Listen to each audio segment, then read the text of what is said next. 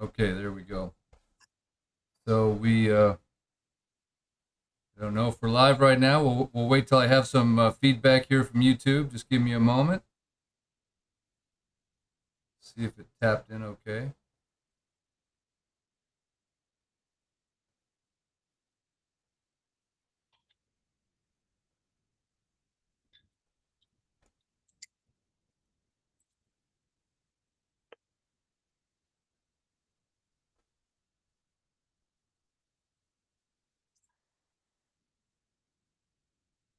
I'm gonna, okay, and then stop presenting.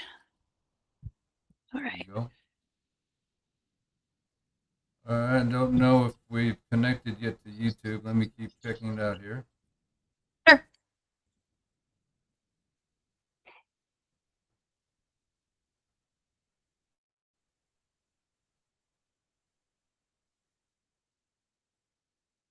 Okay.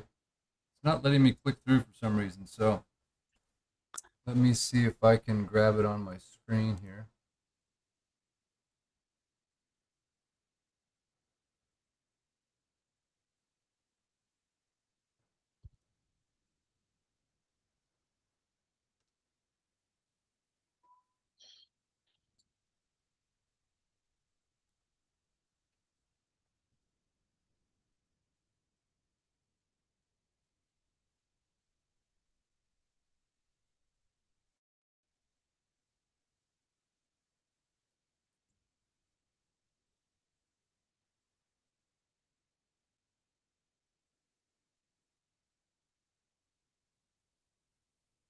Well, I'm not seeing anything streaming on my end, so I'm not too sure if we're live or not. I don't want to start Okay, unless we know we let are. me, Can you check it yeah, on let your me end, look at Michelle? my end too, because I can probably go to your page and see if I see anything.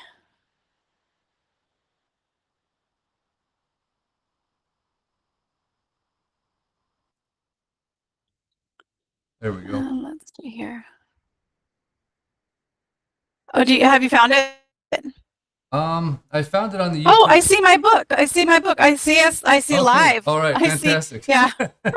Well, the good news of Michelle is we'll be able to edit out that intro. But you see it streaming on your end. I just see. Okay, let's see here. I'm gonna click on it. Okay. I see my book, The Great Maui Land Interview with Michelle Melendez, and I see your computer, and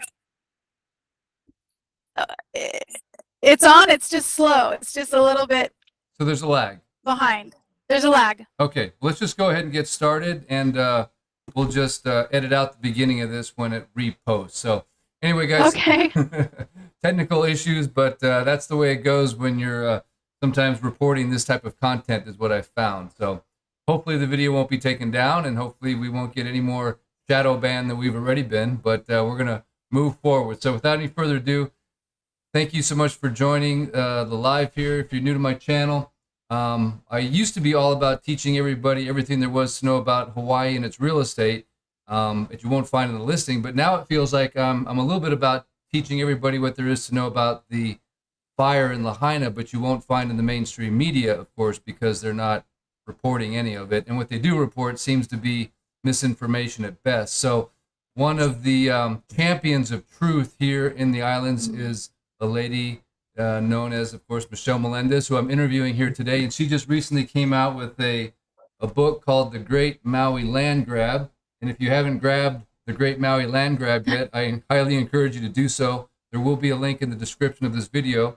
But we're going to have this wonderful opportunity to ask some questions of the author and hopefully spur you guys to action, to not just read the book, but to wake up and to help other people wake up to what this is all about, because this is about so much more than a fire here on Maui. And like I said many times before, if they can get away with it here, it's coming to a town near you very, very soon. Mm-hmm. So the sooner you learn about what's happening, the better you can protect your freedoms, your country, the Constitution, and most importantly, your community from this horrendous strategic plan that's been in motion for a very, very long time. So with that said, Michelle, thank you so much for joining. And Let's just start out with my first question is, what inspired you to write the Great Maui Land Grab? Let's just start with that. Yeah, well, so much mahalo for having me. I live on Big Island. My family's been here for 30 years. This is home for me. And like you said earlier, you said it's coming to a town near you. My three homes that I grew up at, three towns, Oroville, Paradise, Chico, California, all burned. And Oroville burned 2 weeks after I visited. I actually gave the book to one of my elementary school friends that I was visiting, who very much a normie, didn't know anything that's happening. All of a sudden, she's being evacuated, and she calls me up and she's like, Michelle, what's going on? And I said, read chapter 10 in my book. And chapter 10 is about, it's called Who Owns America? And this is not a country that we think we live in. We are not. This is, the Constitution is basically put to the side right now, and the banking elite families own this country. But to answer your question, what got me started was I was already being an activist for what was happening with the jab, and I don't want to say anything else more than that, but I was already being an activist. And when that happened, I paused for a moment because I looked at the fire and I was like, this is not, something's wrong with this.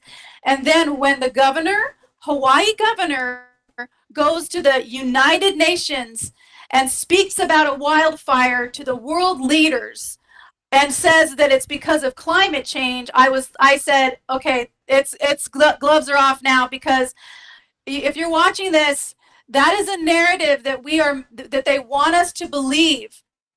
And in the book, you're going to see experts. There's over close to 2,000 credentialed scientists that have stated that there's no climate, and then I'm just going to pause after that, emergency. And also, you're going to see the narrative that these meteorologists, climatologists, geologists have to say about what's happening with the Earth. And I just want to tell people that this one meteorologist, his name is Dr. David Dilley. He worked for the Navy as a meteorologist for over 30 years. I think it's actually more than that.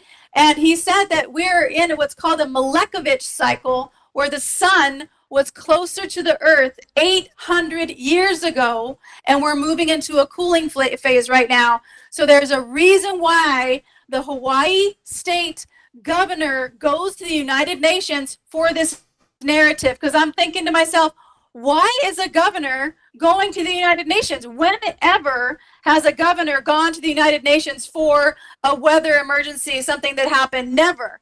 The reason is because it goes with the narrative that they want us all to believe.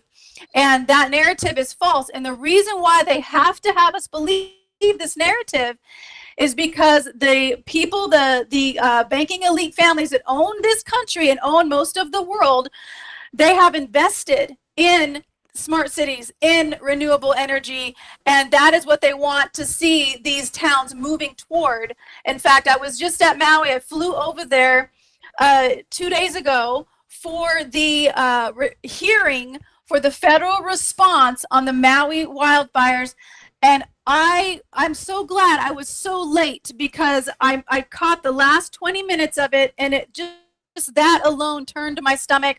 The Congressman Ed Case said, we're going to be giving you billions and billions of dollars. He's talking to the Maui mayor. We're going to be giving you billions of dollars to rebuild Lahaina. What are you going to be doing with it? And the mayor says, well, we're going to have a plan in October. We'll be able to tell you what we're doing in October. And then I went up to the congressman and I said, you've already given billions of dollars. Where is it? Where is it? The Lahaina people got $700, and then you gave $500 million to FEMA. Where's the money? Because they're not building. They've given 20 permits. 20 permits after a year. 20 permits to rebuild. That's it. Over 2,200 lots were destroyed, and they've only given 20 permits to rebuild. All of the places, and I've taken pictures and videos. Lahaina is still, it's gone, and they have now removed everything, but they put gravel on now where these houses used to be, and the homeowners have to pay to remove the gravel. So it's like, what? First of all, why did they put it there in the first place? And they gave 20 permits so far out of 2,200. So Eric, I just want to say so much mahalo for having me on your show, because on your channel, because the more people that know what's going on, not just with Maui, but also in the book, it talks about Paradise, it talks about the Tubbs fire. It also tells people, again, who owns America and what is coming. What is coming. And you can get the book at Great Maui Land Grab book.com. And the last thing I want to share before we go in even deeper is that if you're watching this, please look at your own planning department. Go to your planning, your general plan for your planning department, and click on your general plan. On Big Island, we did that, and what we found, it was over a 200-page document, and we found the word stakeholder, that they were going to collaborate with stakeholders, that they were going to get funding from stakeholders. The word stakeholder in the Hawaii Big Island General Plan was written 47 times. The word homeowner was written 0 times. So there was a bunch of us that sent testimony to our planning department to say, hey, this is not okay. We want to see this change, that change, this change. And they listened to us. They actually changed the Hawaii Big Island General Plan. We do have power, you guys. I think that our elected officials, a lot of them don't know what's going on. And I think that by us, taking action, sending in testimonies, reading our general plan, seeing what's coming and what's planned for us, and taking steps that move us toward a direction we want, versus ignoring things and acting like nothing's going on. Because if we do that, this world will be in a totally different place that we do not want. But we have the power, you guys. And I know that you believe in God, Eric, and I do too. And this is a spiritual war, so also creating a relationship with your higher power is really important right now. Absolutely. And taking the scales off of the eyes of people and understanding what's actually going on. And in your book, The Great Maui Land Grab, there's so much to unpack in here. I mean, there's so much. I mean, you've really done a very thorough deep dive, not just into what happened here on Maui, but sort of the shift, if you will, from we the people to it's all about we the corporation, we the stakeholders. And there was a quote that you had in there, which is something like, if there's enough money, I'm not worried about the laws. In other words, everything gets superseded by throwing enough money. And you quoted one of the council members after they passed the dump initiative. Even though there was a huge public outcry, they just basically steamroll right through what the public has to say. And he said it so well. He goes, well, there was a bunch of money we wouldn't have gotten had we done this. And so what they're doing is they're really controlling our government through money. And even things like Governor Green that gets elected with $4 million of outside funding, that's like, well, who's buying the governorship?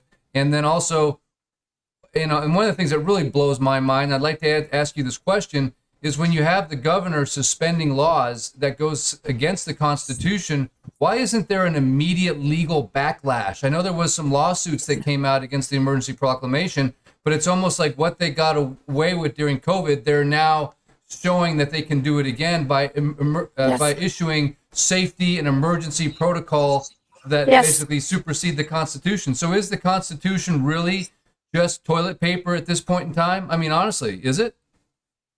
Yes and no. First of all, it's all about contracts. So what happened during the Civil War is these banking elites, these foreign bankers, Rothschild, and the list is in the book, but all of these foreign bankers, what happened was they were funding both the North and the South sides of America during the Civil War. Well, after the Civil War, the bankers didn't care who won because both sides are bankrupt.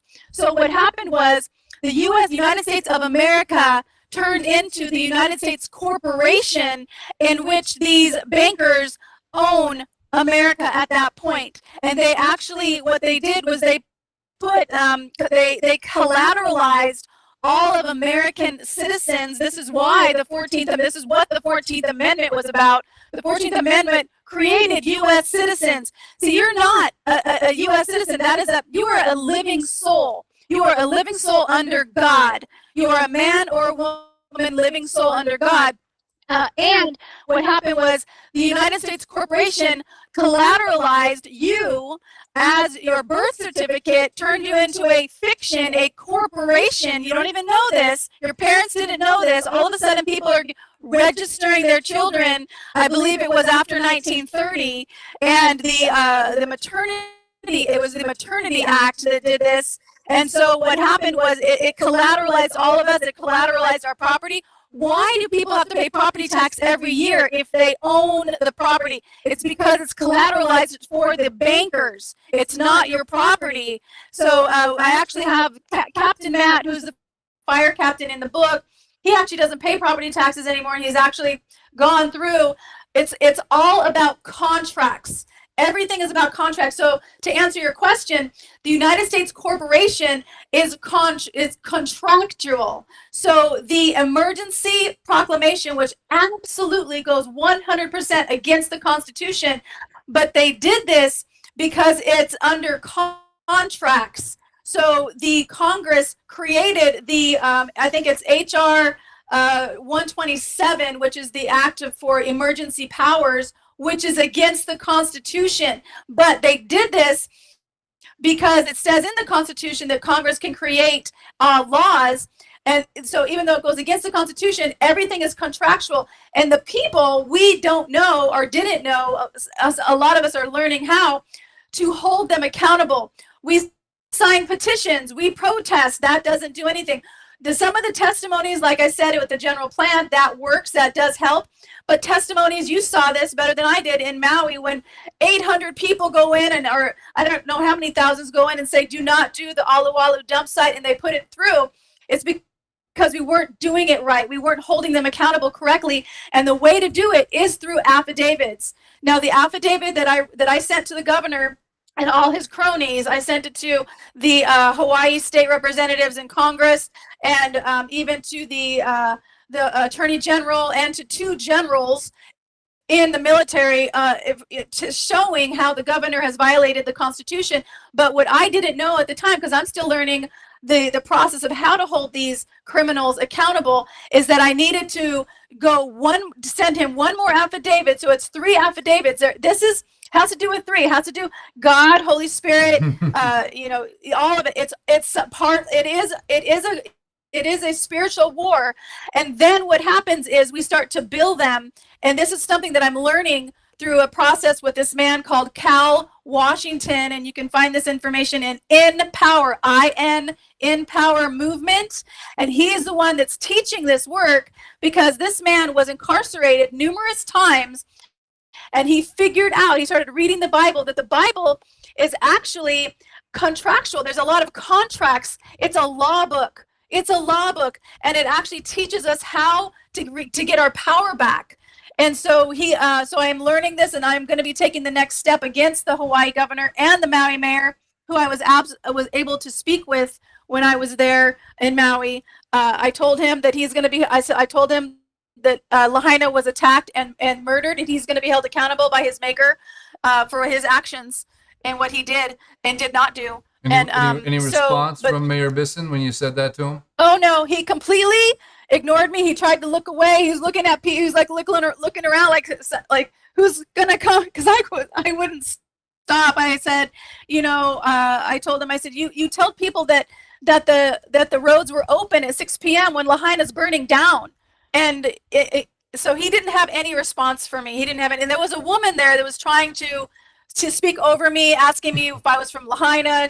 Anyway, it's a long story, but I was able to at least tell him that I know that these people were murdered. This was an attack, and he is going to be held accountable for his actions. Yeah, no question. So besides getting informed, right? And I think that's a really big first step, is just to learn what's going on. Because I think a lot of people, especially people that live here, that the local population, and obviously they've been so brutalized and marginalized, and they have not been given any money, and they're still making their mortgage payments, and they're still trying to survive financially. So I'm not saying like, hey, there's a lot of reasons why they're, don't kick them when they're down, but a lot of them still need to learn what's happening here so they can be informed, because they do have some standing, right? Because they own a home or a piece of land here. So I think it's really important for local people to purchase this. So if you know somebody on Maui, please share it with them. If you know someone that owns a property here, please share this with them, because I think it's super important. But if you were to say, hey, what are the top 3 actionable steps that somebody could take? Let's say they learn about this and they go, all right, I want to get involved. I want to do something. I want to make a difference. What can we, the people, actually do against them, the ones that are kind of perpetrating this whole orchestrated event? So again, we have to remember it's all contracts. Everything's contracts. So the affidavit is the most powerful thing that we have. So take a look at the affidavit in the book.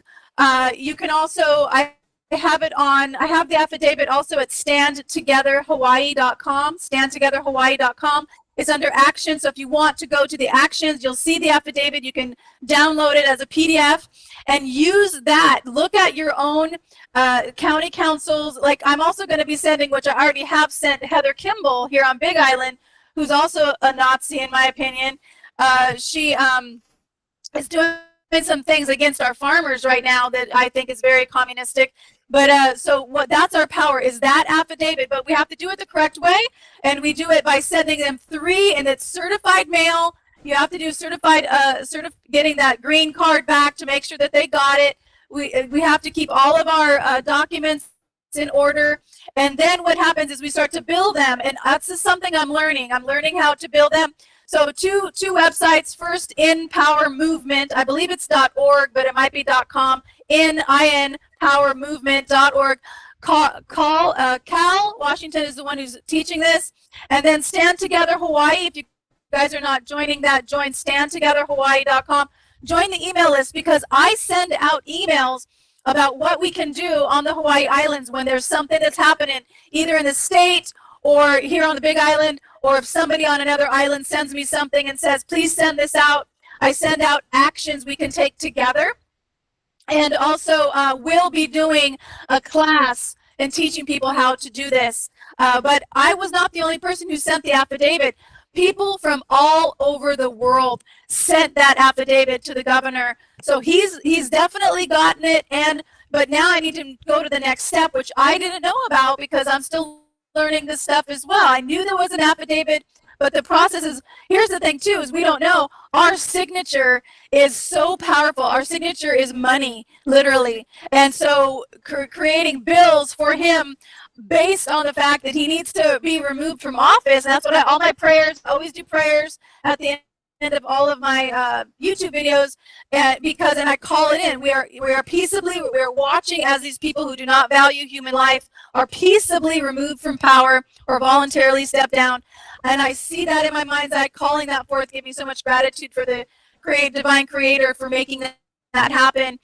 So that's the other thing too. Those are the 3 actions. So it's affidavit. You have to educate yourself on this information, and it takes a process. Why is it that people are always, trying to just barely make ends meet, or they want to watch television and they want to have alcohol, and thousands go to the Super Bowl? Distraction, everybody. It's all about distraction. This whole thing, in my opinion, with Trump in the court cases and all that, all distraction. Because if they can keep us distracted, then we don't see the planning department and how our zoning is getting changed, and how they're not for Big Island. Our farmers do a lot of work trade. How they're changing that. They don't want work traders for the farmers. But here's the thing: if you're a farmer, or if you're anybody, and the planning department sends you a letter, the best thing you can do is to write them a letter back and say, okay, that's fine. You want to come and check my property? Please show me the contract that I signed with you, allowing you to come into my property and tell me what to do with my property. Show me where I signed an agreement with you that you can come into my property, and I will gladly let you in. Otherwise, they're trespassing. You guys, they are counting on us not knowing our rights. They are counting on us not understanding that everything is contract based. Yeah. So that's what people can do. Well, that's one of the interesting things that I saw happen after the fire, right? I mean, all of a sudden you saw this police state move in, right? And so that to me is a real thing. It's like they're putting up fences. They have security. They have FBI. They've got police. They've got county sheriff people. They say you can't come in here. They have checkpoints. And the moment you try to question that, just question it, you get a really, really hard time. And so a lot of people say things to me like, "Oh, Eric, you were so brave." And I'm like, I don't see why I'm being brave. It's just like I saw a right of mine being violated, and then I just asked the question like, what law says I can't do that?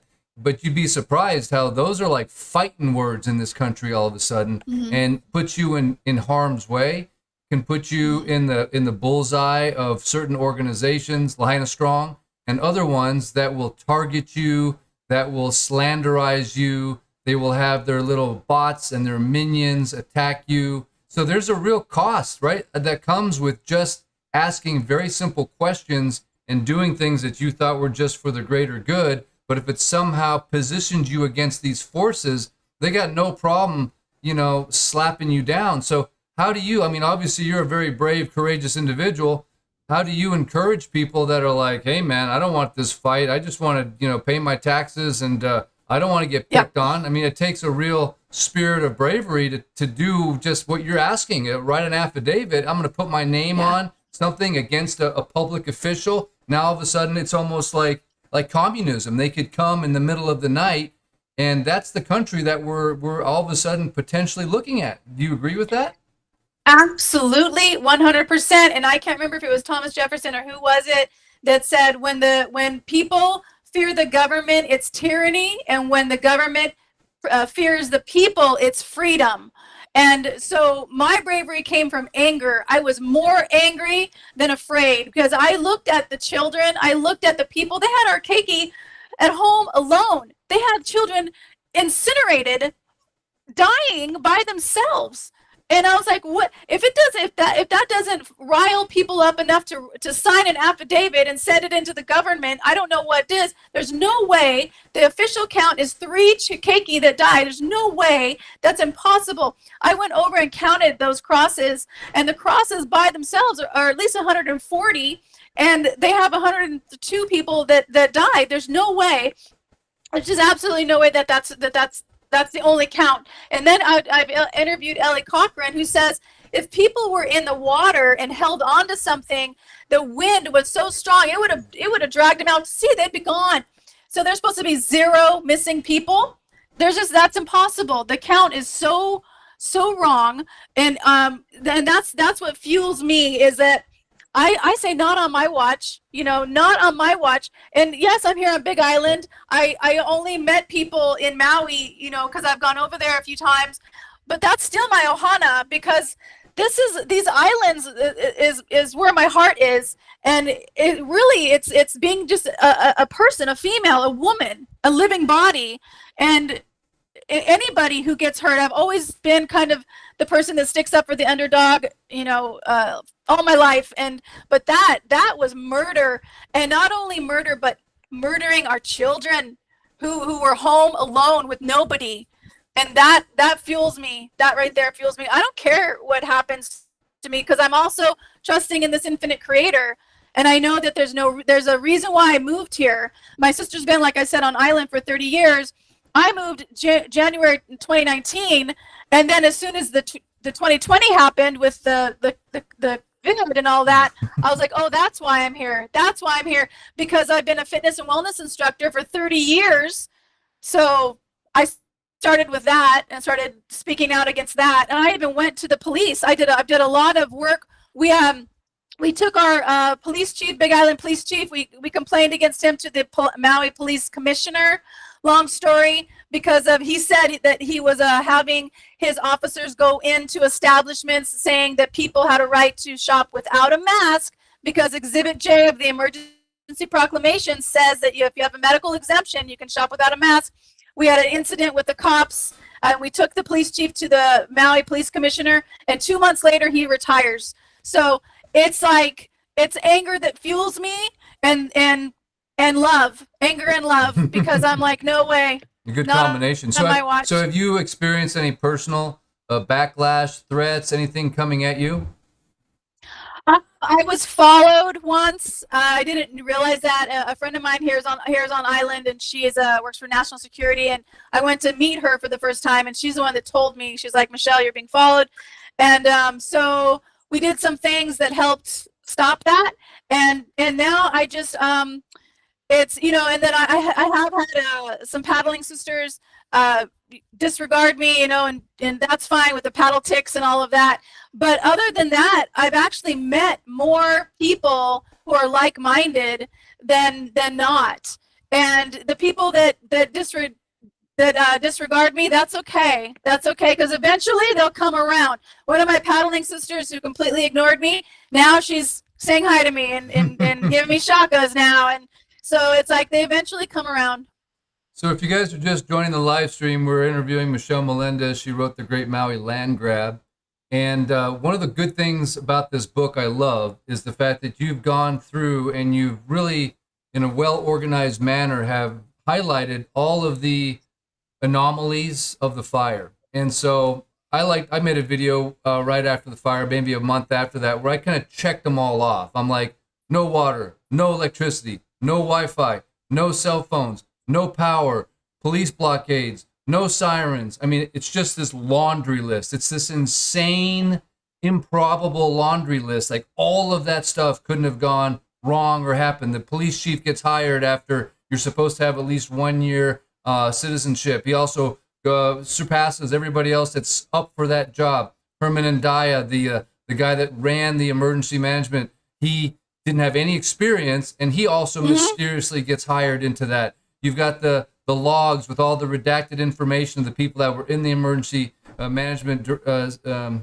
center. You have the mayor that announces that the streets are open in Lahaina at 6:30 at night on a Facebook Live, and that's the town had already burned. He was completely clueless that this was happening. I mean, I could sit here and talk for the next 30 minutes uninterrupted about all the anomalies and how they don't make any sense. The cars that burned, that were in the middle of nowhere, the fact that the fire moved all over the place, even though there was a predominant wind going from the mountain to the ocean, the fact that Lahaina never has any wind, yet it was like all this concentrated wind that supposedly came from a hurricane that was 600 miles away that wouldn't even create. Yep.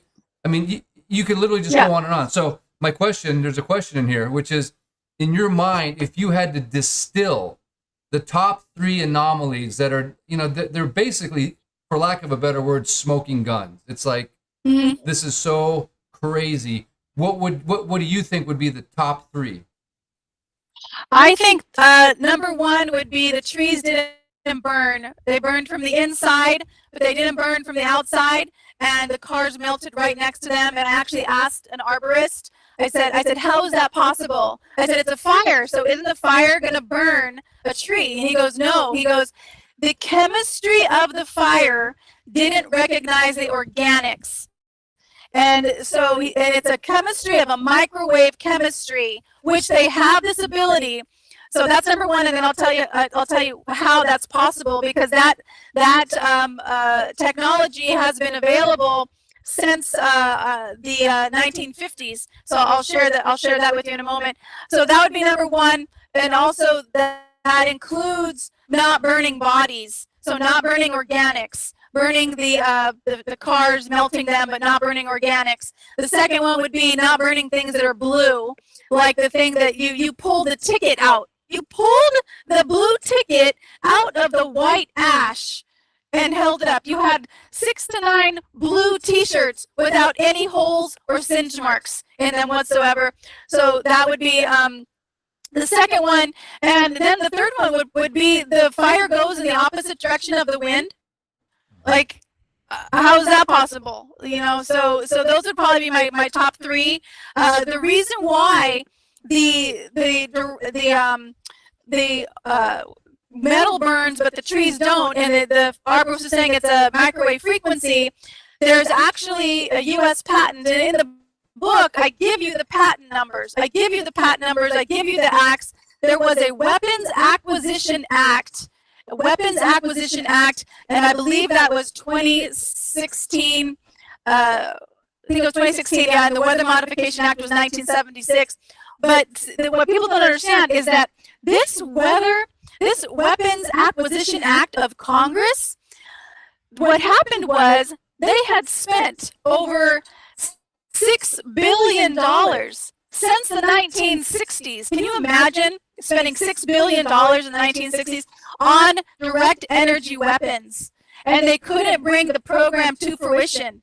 So Congress did an act to have taxpayer dollars then pick up the direct energy weapons program and bring it all the way to fruition. And now that's what they're using on us people.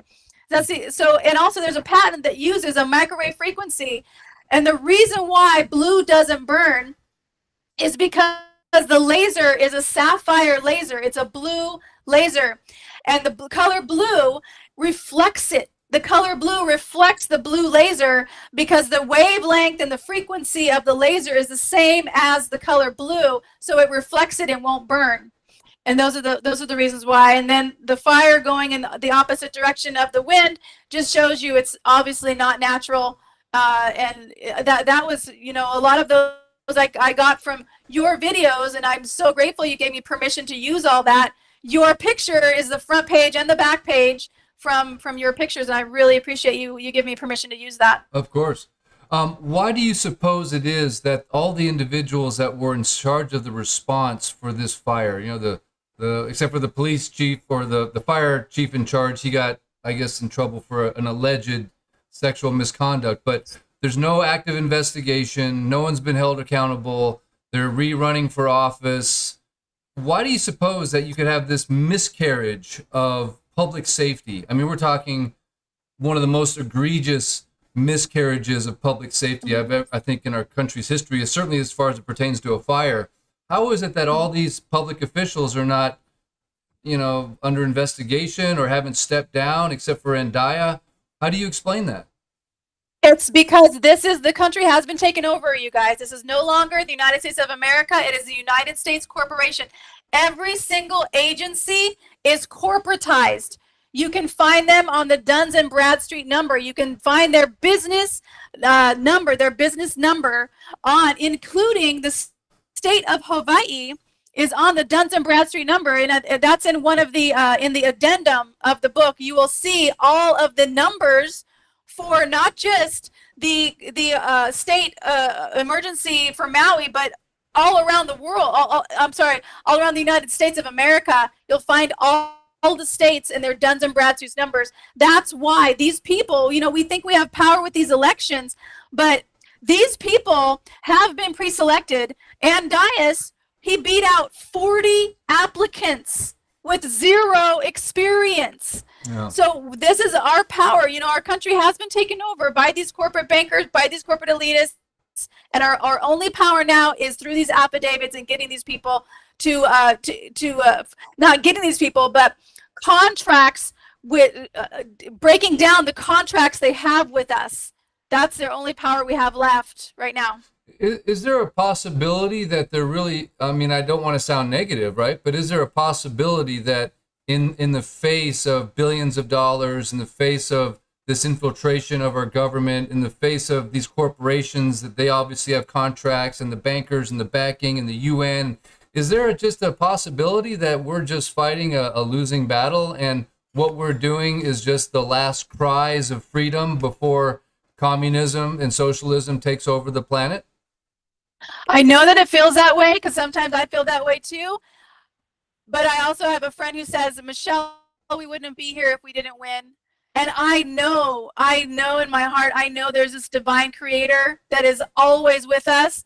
And I know it's our job to get these contracts negated and pull these people out of office through the only way we can, which is through the affidavits.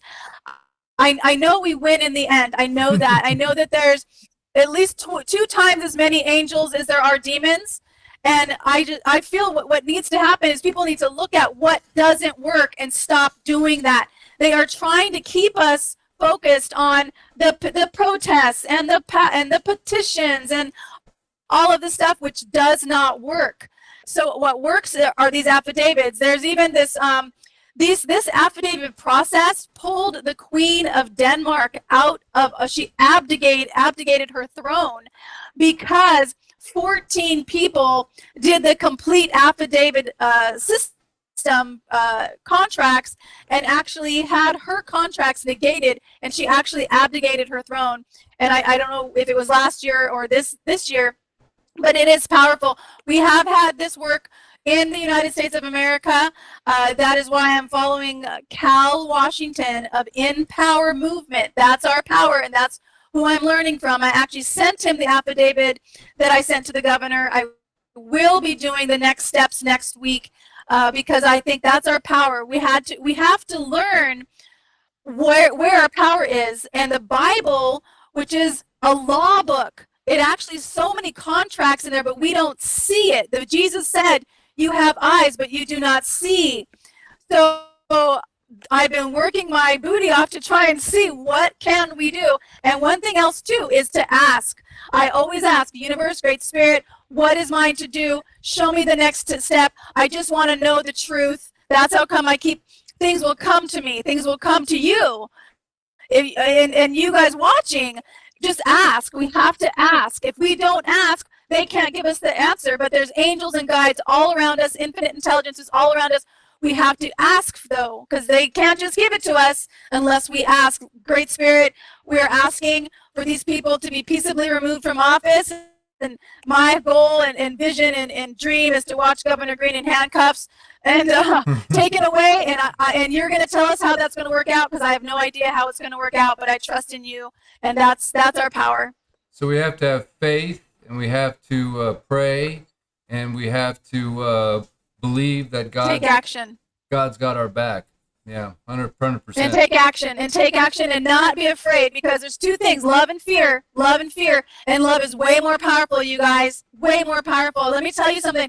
I went into the store Island Naturals without a mask on. This was during the whole mask thing. 3 officers came and I gave them, we actually had a letter from the police chief that said, I told you earlier that he was telling his officers to go in and educate people that people can shop without a mask on under Exhibit J of the emergency proclamation. I give these officers that letter, and I said, hey, this is from your guys' boss. And I was actually excited to see these officers. And prior to that, many weeks prior, I had fear. And so having fear, I always say, okay, I'm the truth, I'm the light, I'm the love. But this time I was not afraid. And I gave that letter to the officer, and he had such attitude. He was the big bad officer. But when we took the police chief to the police commissioner and there was a meeting, I opened the door, and he's the big head honcho police officer who had the bad attitude. Now I look at him straight in the face, and his demeanor was completely changed. He looked at me like, oh my gosh, I can't believe you guys just did this. And that's our power. So it looks like they're winning. It looks like they have all the power, but they don't, you guys. We are under God. We are under the infinite creator that created this planet and is beating our hearts and running the tides in the ocean. And we win this. But we win it together by contracts. That's the only power they have over us. That's why they're in power, is because of these contracts. So we take them down through affidavits. It's the only way we're going to do it. It's the only way, without force. Yeah, one thing I noticed, I'm sure you've noticed it as well, when you attend like the Maui County Council meetings, they have the Zoom going at the same time, and they always have Corporation Counsel, which is these 2 attorneys that are somewhere on the mainland that are watching every little tit and tattle, and they are the ones actually pulling the strings legally, and making sure that everything that's being said is in the best interest of the Corporation Council. So these people somehow, and they seem to be intertwined, however. How is it that they seem to be intertwined so successfully with the Native Hawaiians, the Lahaina Strong group? Because it feels like they've got this foothold with the kingdom movement, people that want their land back, and that's, have they somehow built this bridge with those individuals saying, hey, if you do our bidding, we're going to somehow get the Hawaiian land back for you? Because I know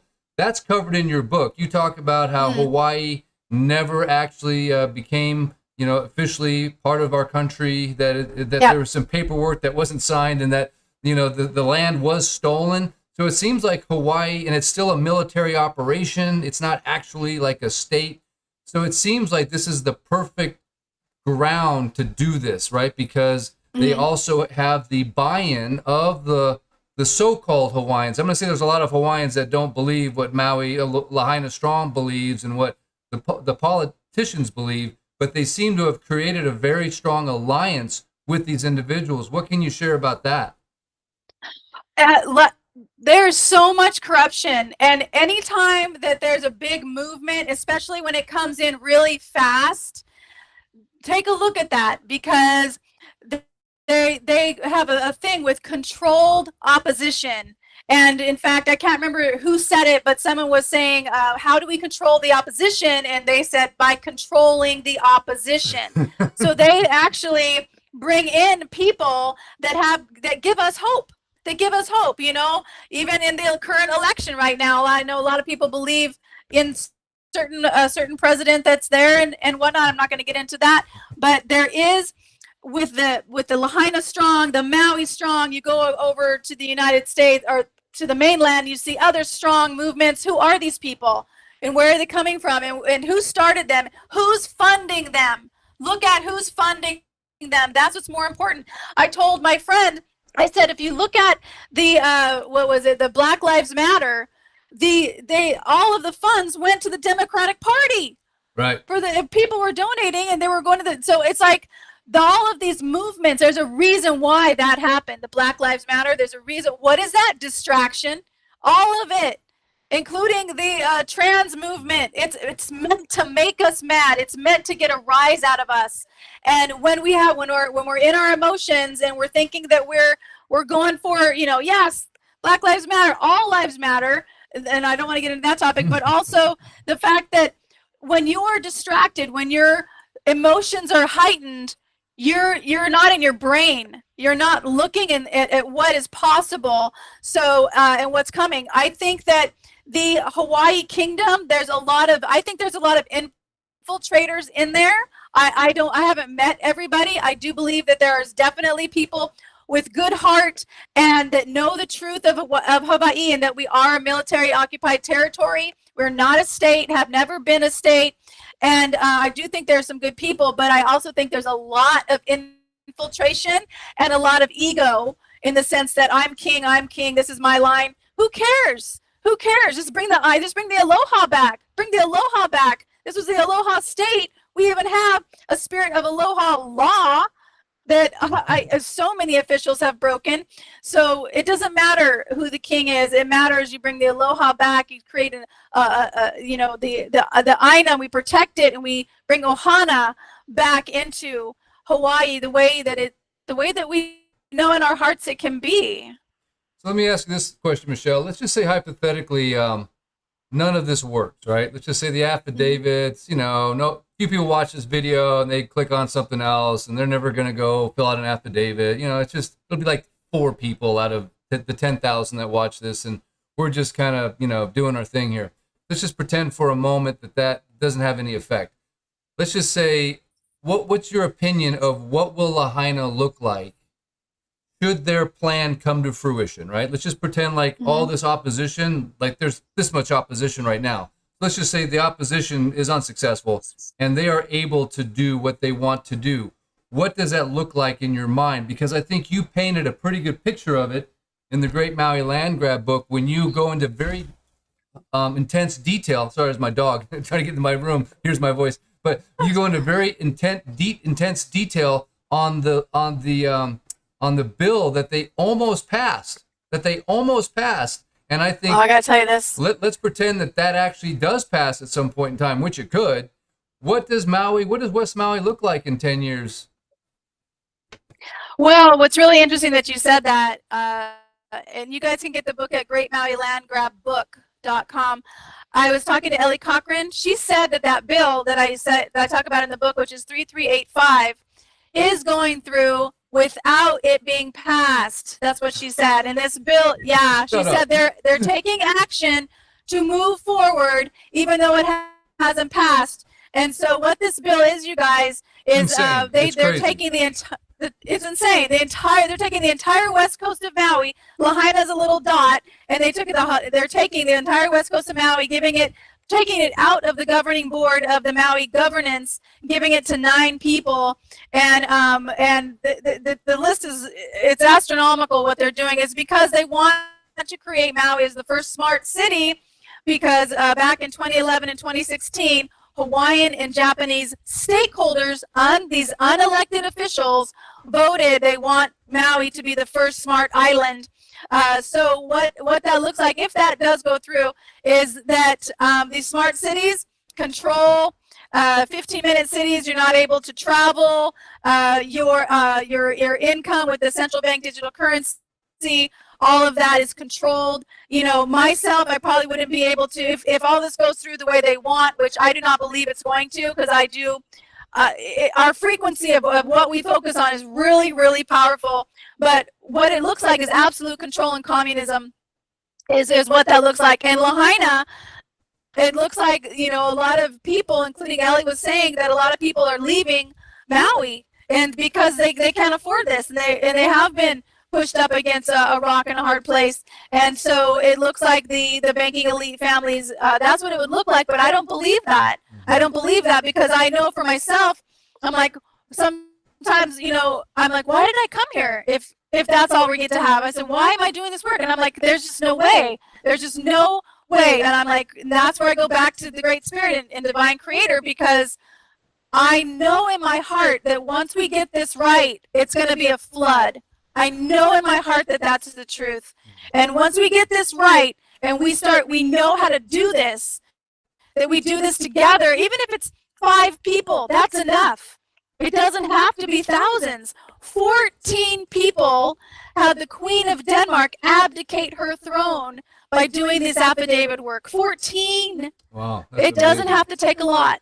Do you think that part of the issue that we face is that the things that they're doing are so outlandish, they're so hard to believe, right? It's just so hard for the average person to conceive that they dismiss it. Like they think we're crazy, but in reality, it's like it's in writing. It's like it's there. It's right actually in front of your face. It's like right under your nose. It's like the elephant that's in the room. They're not hiding anything.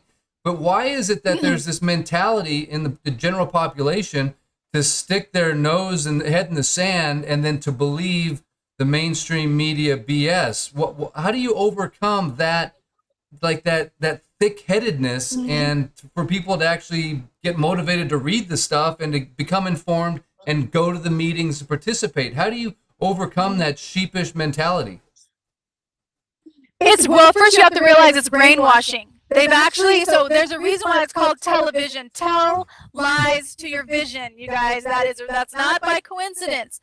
There's actually a frequency that comes out of the television, the color, the sound, the frequency that comes out of the television that actually brainwashes people. Why is it that people, when a movie's on, they can't really have conversations? They can't look over here. Their eyes are glued to the television. It's a screen.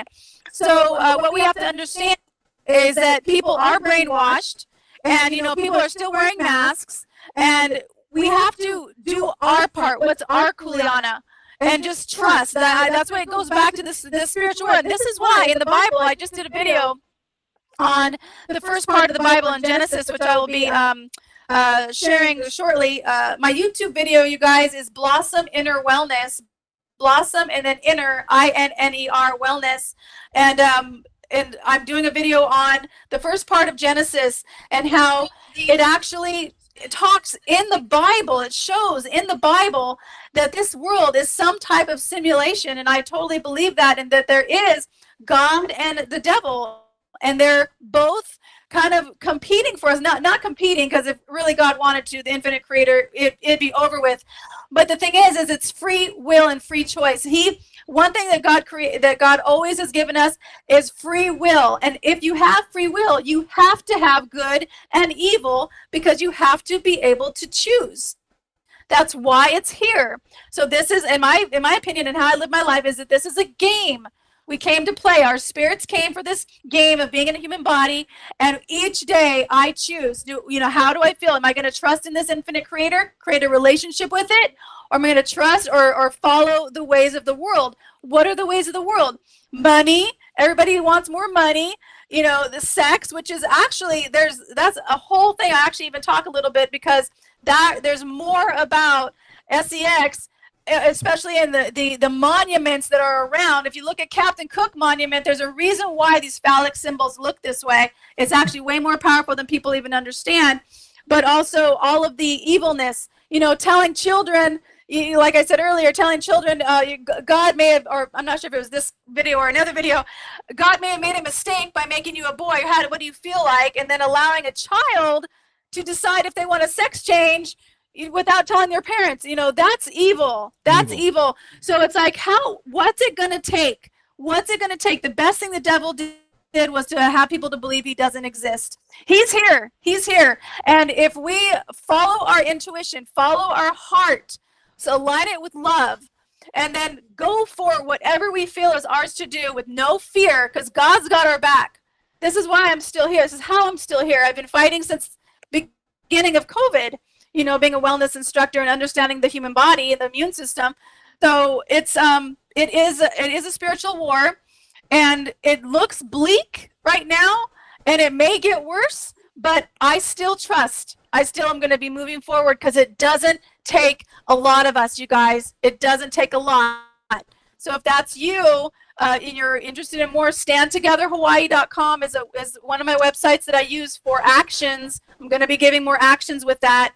And then Blossom Inner Wellness is my YouTube channel. And it stopped. The subscriptions literally stopped for a year. And I just like, okay, universe, if that's the way it works, that's the way it works. I trust you. And I just keep putting out the videos that I'm putting out. And then the book, Great Maui Land Grab book.com. It's going to teach you way more than what's happening just in Maui, but it does start there. And it's important for people to see. We had 9 different weather anomalies. Can you imagine? We actually had a friend of mine who is works for national security, happened to be flying over Maui the day before the fire, and she saw the square clouds. She's like, looks down. She's flying over Maui. She's like, what is going on here? And so 9 different weather anomalies, including the fires going in the opposite direction of the wind. But that's not the only one.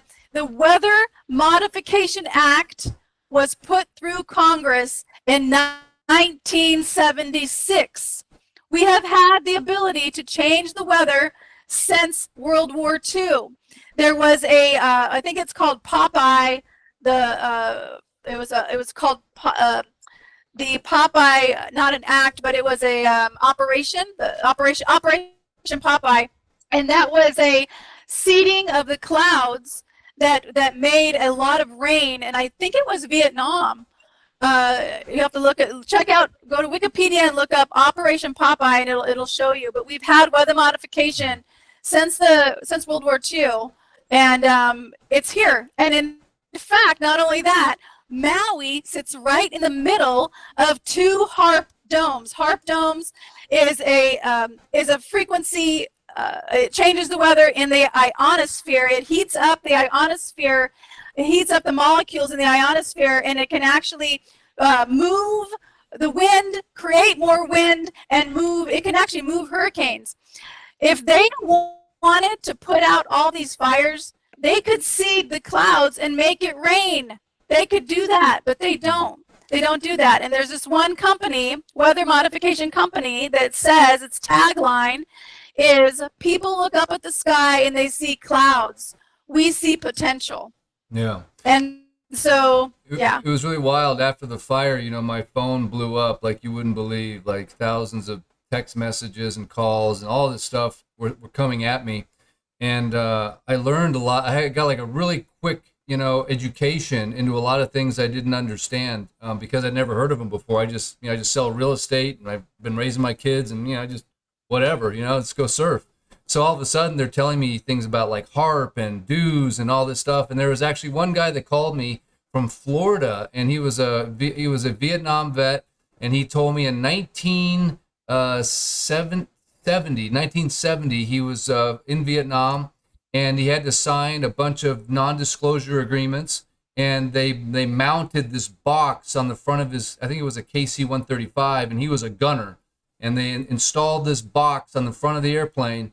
And he goes, it was a microwave weapon. And he said basically they could fly at 30,000 feet, direct this energy towards a Jeep 30,000 feet below, and take out all of the electronics and dismember this, disengage this Jeep. And he said, Eric, if they could do that in the 1970s, imagine what the direct energy weapon is today. But what's really wild about it, and this still just kind of blows my mind, is that I came under so much scrutiny because I talked about, could this be a direct energy weapon? I don't know. But all of a sudden, it's like you're crazy because you're talking about something that's been a well-established fact. I mean, you can watch videos online of the Department of Defense, shooting direct energy weapons, and they actually have drones. So there's Morpheus. I think you mentioned it in your book. So it's just, I think part of this, I hope, is a huge awakening for everybody. Not just me, not just the people of Maui, but for the people of the world. And I think if they read your book, The Great Maui Land Grab, they're going to get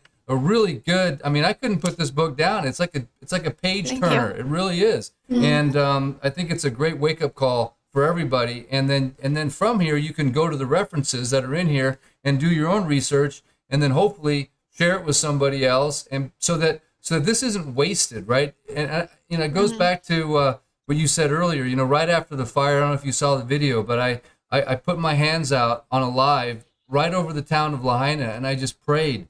I prayed that Jesus would help us, right? You mentioned earlier God, the Father, the Holy Spirit, and his Son, Jesus. And I speak the name of Jesus over this town. I speak the name of Jesus over this event. And I believe that it will be something that is used, not wasted, but used to help the world. It's a sacrifice. These people have sacrificed themselves, their children. They've sacrificed their livelihoods, their homes. They have been insulted with a $700 payment. They've been insulted by the so-called president of this country that came here and talked about some Corvette or something. Yeah. So all of that is not going to be wasted. And I think people like you and this book and other people will be the instruments that God uses to help usher in the next era of our world, which I believe, like you do, is going to be amazing. It's going to be great. And these evil people will be peaceably dismissed, and they will go away. Hopefully they'll convert. Hopefully they'll become good again, and hopefully they won't be bought out. But I'm with you, Michelle. I believe that this is going to end for us and for Maui and for Hawaii and for our country and for the world. And these evil bastards are not going to get away with it. Absolutely. And you mentioned non-disclosures. A lot of the people who pulled the bodies out of the water had to sign non-disclosures. Can you imagine being an emergency person and you're signing a non-disclosure that you won't discuss? It's like, why? But I did have, again, from my friend who works for national security, she had one of her friends contact her. He said he was pulling bodies out of the water that were in a frozen position, like swimming, but they all of a sudden were just, their body was frozen in that position, swimming. In the book, you'll see the dog, which it was from your video, the dog that's frozen is over on its side. You can see the ears on the dog, the nose, the paws, even the fur you can make out. My friend found a toad. The toad's picture is in the book, and the toad is in mid-leap, and it's hollow. It's hollow, but it's in the full body. You can make out, you can touch it and pick it up. And also there's a picture of a person in the body, so it is graphic. And you can see the corn rolls, the braids in the hair, and the body. You'll see all the fingers except for the feet. Something was up with the feet. So we think that there was a higher frequency or higher energy from the ground that then burned because these people and these beings were burned from the inside out. This one woman who found her son holding his dog, his son, 13-year-old boy, died in his room holding his dog, and the mom says that she believes God left the boy that way so that she would recognize him. And I'm like, no, that's not how bodies burn. Bodies do not burn like that.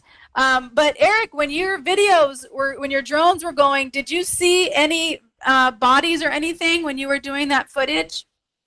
No, I talked to a gentleman that was in the town the morning after. I went the second day after, but he was there like about 10 o'clock in the morning.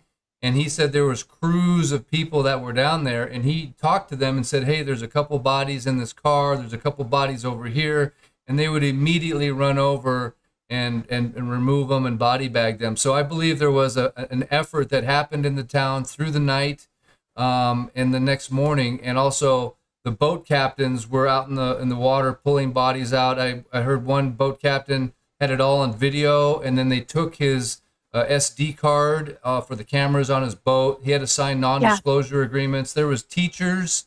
As far as the children go, I talked to the counselor that was at King Kamehameha III elementary school. He called me right after the fire, and I said, hey, let's do a roll call on the children. Let's just call all the teachers. We'll get all in a Zoom together. There's not that many teachers, and let's just go through and do a roll call, because I was really focused on accountability for the children. And he said, oh man, he goes, we had a conference call with FEMA, all the teachers, and they said, you are not allowed to call any parents. So FEMA told the teachers that they're not allowed to call parents, because you're dealing with death here. You're not trained. Do not call the parents. And so, it's just, it's just crazy. Again, you could go on, for example, the water, right? There was no water used to fight the fire. Okay. We didn't run out of water, right? There wasn't like 10 fire trucks that were spraying a bunch of water. You would turn on your faucet and there was no water 10 o'clock in the morning before the fire had even started. So the water was turned off. Yet everybody talks about this diversion. Okay, there was nothing diverted. I'm sorry. There's not some taro field on the west side of Maui. It's a desert, right? And by the way, those fields that burned are owned by Bishop, right? Bishop is King Kamehameha. Oh, that's right. They have billions. I think they have $8 billion in cash. They could afford to trim a field. They could afford to sprinkle a field. But to think that they say we have a water crisis on the west side of Maui, Mauna Kahalavai is the second rainiest spot on Earth. They used to irrigate billions of gallons of water every day all over Maui, because there was 50,000 acres of irrigated sugarcane and pineapple, but they're just not doing it anymore. So they have allowed Maui to dry up. So it's very brittle. Wow. But the fact that there was no fire in the fire hydrants has nothing to do with water rights and diverting it to the ocean. They turned off the water, and then the next morning the water was back on, because the streets are flooded in Lahaina the very next morning. I've got the pictures. I just got them 2 days ago, because all the water meters were spraying water up into the sky. The water was turned off, I've learned, because you can't have water when you have a microwave happening. Oh, that's right. Right. It would electrocute people. It's one of the reasons I say people jumped out of the towers at 9/11. They think what happened is the sprinklers came on inside the building, and these people were getting electrocuted, and so they jumped out of the buildings. That's one of the theories. If you've ever read the book, I have it around here, called Where Did the 9/11 Towers Go? Where did the towers go? They were dustified. It's a very similar weapon was used, but again, they had control of the mainstream media back then, and that was our only form of media, right? We had NBC, CBS, PBS, ABC. So we all heard, oh, the towers got hit by an airplane, and this is what happened, and this is who's in charge, and they cemented that into the public consciousness on day one, in the first hour, without even having an investigation. Whereas Maui, they tried to do that, right? They blocked all of the media. There was people that tried to get to the west side of Maui. If you remember, there was roadblocks on both sides of Maui. You couldn't come here. If you showed up with a press pass, you got turned around. People called me with press passes. They're like, hey, I'm with this mainstream media, big, I can't get over there. I'm like, I know. So because we got some information out early on, we were able to maybe change the narrative that they were trying to implant into the consciousness. And to this day, if you go to YouTube and you put in Lahaina fire, are you going to find my videos? No. I am the only guy live streaming YouTube videos on location. YouTube gives a lot of credit for that. If you live stream somewhere physically in that location, you go way up in the algorithm. You can't find my videos. They're not there. Now, if you put out videos that are very neutral, like there's other realtors here that put out real, very neutral messages because they're scared, they'll put those messages at the very top of the algorithm, but you won't find anything that's close to the truth. So how do you explain a company like Google and YouTube that basically redacts and demonetizes and eliminates people for this particular topic? Is it somehow related to the same censorship that they were doing during COVID?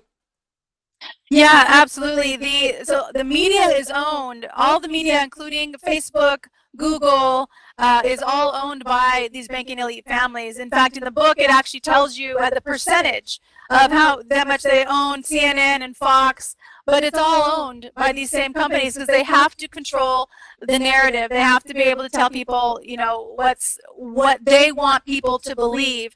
And I've been censored right and left. One of my 9/11 videos got taken out. I did something on what is it, apricot seeds, and that got pulled. I got a strike.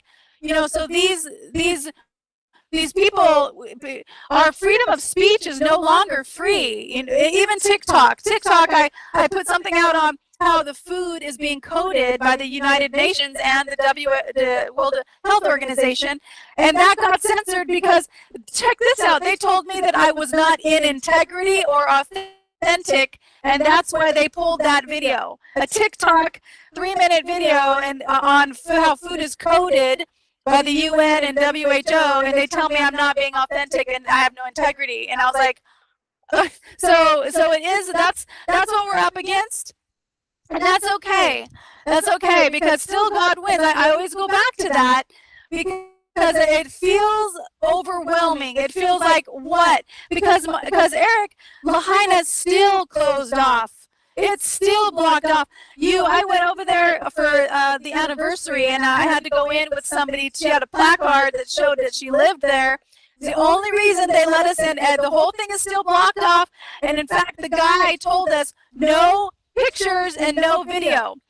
So of course, I pull out after we pass, I pull out my iPad. I'm recording the whole thing because they can't tell us what to do.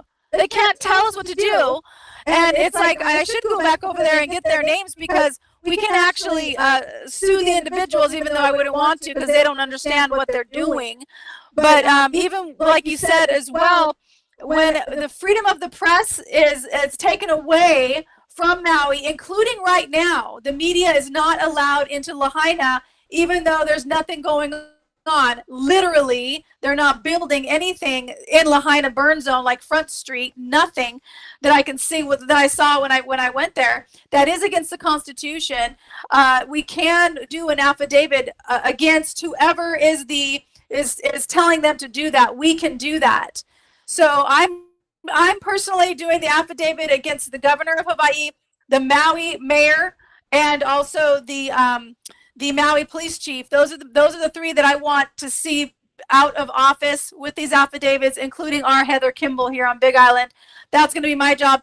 If you guys, and you included, want help with any affidavit on someone who is not following the Constitution, we can do that. But that is one thing we can do with the people that are blocking Lahaina still to this day, a year later, telling people they cannot take pictures or do video, which is a right and a freedom, especially if you're in the media. We can find out who's in charge of that and send them that affidavit to get that to stop. Because that's our power. Our complaining, we can do complaints, but that's not going to do any good. So, and let's just maybe end on this.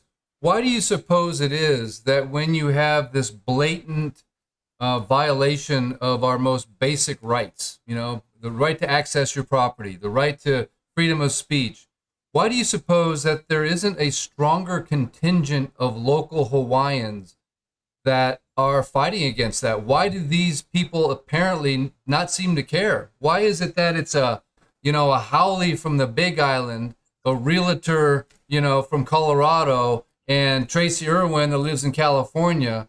Why is it that there isn't anyone that's like entrenched, a local in the community that cares about these things? Do you have any explanation for that? I think it has to do with trauma because these people have had their land taken away, and when I'm with the locals, they're really kind of go lucky and they want just normalcy for their keiki.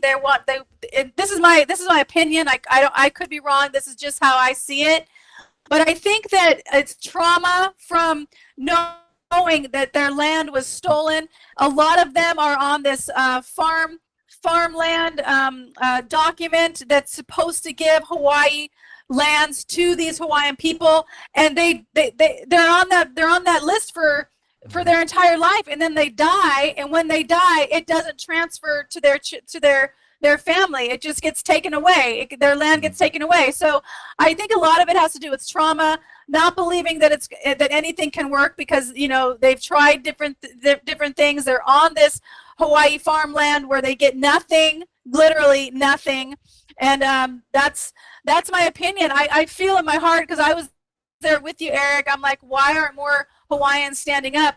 And I also think that they just don't know what to do. And there is this sense of Hawaii is such a different place, and what I've learned from living here now is the lightness and the go-luckiness is like it's a relief for me sometimes to be around locals, because especially my paddling sisters, because they have a sense of humor that's really fun and lighthearted. And this stuff is heavy. Not many people can really deal with this stuff and then have a normal life. Like my friend, who I actually house sit her house or cat sit. I took her to the airport, and she says, Michelle, if I was doing what you did, I couldn't sleep at night. And she says, how do you sleep? And I said, because I know this is a game. I know that God wins, and I know that what I'm doing is what I came here to do. And when I go to sleep, I sleep because I know that everything's going to be okay and everything's going to work out, no matter how bad it looks. I trust in that higher power. And but it is heavy. Sometimes there are some nights that I can't sleep, but it's not too common. It's not too often. But I think that that's also one reason why the Hawaiians aren't stepping up. I don't know if they believe it's even worth it to them, because they've tried. And just to clarify, I wasn't referring to the people that suffered a loss or lost their home or whatever. I'm talking about the people that are living in Apili, Honokawai, that are in Kihei, Kula, Upcountry, Hana, Molokai, Lanai, Big Island, Oahu. They're all Hawaiians, right? And not all of them were affected by this fire. But if they think they got their land stolen from the missionaries and from those people, well, why are they in bed again with the government? Why are they in bed again with the people that are clearly not their friend? It just seems completely, it just doesn't make any sense to me. Mauna Kea and all that. It's like, have they been, I just sense that they have somehow been infiltrated, and I agree. And they're completely falling for all of these things that we're talking about, and they're actually helping the wrong side. And I just don't get that. I just don't understand. Meanwhile, they villainize people like me and people like you. And it's like, wait a second, we're trying to help. We're trying to keep them from stealing the land. So they've somehow been able to, like you said, controlled opposition. And they're trying to thwart what little efforts we're doing and trying to demonize us. So it just surprises me that they have been convinced that the government is for them. It's like, if you remember Lahaina Strong and Pa'ele, in the beginning, he was against the governor. He was against, and then you saw him showing up in photo opportunities with the governor and with the mayor. So I want to know what happened. What transpired that went from we're against the governor and the mayor to now we're in bed and we're on the stage with the microphone, and everyone that shows up has got a red shirt. And quite frankly, these people get up and they testify, and they're hateful, they're mean, they send messages that are not aloha, they send messages out to the world that says, don't come here. And those are the same people that have an auntie or an uncle that's a cleaner or a handyman or does something that they need to put food on the table, and they're sending out messages to the world saying, you're not welcome here, or even homeowners that live here that are white. They seem very racist to me, and they put out this really horrible vibe, and I just don't understand why they've been selected to be the mouthpiece for the Hawaiian people, because I think there's a whole bunch of them out there, probably the vast majority, that don't feel that way at all, but they've given the microphone to this one group. Yeah, well, and that's also by design. It's also by design. Hatred, anger, who's that from? That's from Lucifer. That's from the devil. It's all by design. And, it's like the best thing that the devil did was to have people to believe he doesn't exist. But that frequency of evil, that being, I think it's a real being, is here on the planet. And so it's like, you know, if you guys are watching this and you are a Hawaiian, you know, one, I'd love to interview you. I'm definitely doing stuff like that. But I do know that there are some with a lot of aloha. I have had, you know, some not so kind situations that happened, but more love and more aloha than I could ever. It topples that. So so I know it's here, and the heart is here, and the aloha spirit is still here on the islands. And I just want to say so much aloha and mahalo to you for doing an interview for the book, because I do feel that it does do so much more. It talks so much more than just about the fire and what we can do. Our power is with the contracts, you guys. This is all contract based. These people don't have power except for the contracts that we unwillingly, unknowingly put ourselves under with them. And so it's our time now to decontract with these people and to watch them be removed from office. And I know that can happen. Yeah, I agree. Well, thank you so much, Michelle. I really appreciate it. Again, everyone, I'd encourage you to go grab the book, Great Maui Land Grab. Reach out and do what Michelle recommends. You know, take the action steps, do some affidavits, share the book. Of course, this channel would love a thumbs up, would love a share, would love a like. And thank you, Michelle, so much for appearing. I think it would only be appropriate that we end this with a prayer, if that's okay with you. So, oh, I love it. Dear Heavenly Father, we just want to thank you ahead of time for the victory that I believe we are going to see here on Maui, here in the Hawaiian Islands, in our country, and quite frankly, all over the world. I think we're going to see a victory. And I thank you, Lord, that you'll protect Michelle, that you will continue to inspire her, you will continue to give her outrageous, amazing courage, and that everything that she puts her hand to will be successful. I pray, Lord, that everyone that watching this video is going to order this book, and they're going to not just order it, they're going to read it, and then they're going to take action, and then they're also going to share that book with someone else, because we need to spread this word. Michelle has done such a wonderful job of assembling the information through her labor of love. And Lord, I just pray all this, not just in the name of Jesus, but I pray all this in dedication to those people that lost their lives, the children, the men and women, and the children that died in this fire, and especially for those, Lord, that are not accounted for, especially for those that have not been given the dignity of even being recognized as a lost soul. I thank you, Lord, that you will not let those lives go to waste, and you will use the power of their horrible the misconduct, and it was a weapon that was forged and waged against us, Lord. But we will turn that against them, and we will have 1,000 times more power, dunamis power, because we are backed by the power of the Almighty. And last time I checked, Lord, this country was founded in your name. It's on every constitution, and you will not allow these crimes against humanity to continue, and you will disenfranchise the people in government that are working for the enemy. They will peaceably step down and flee, and the people that are held accountable, that need to be held accountable, will be held accountable, and you will not let this crime go unnoticed any longer. We say all this in the name of Jesus. And if you agree, say amen and type amen in the comments. Thank you. Yes.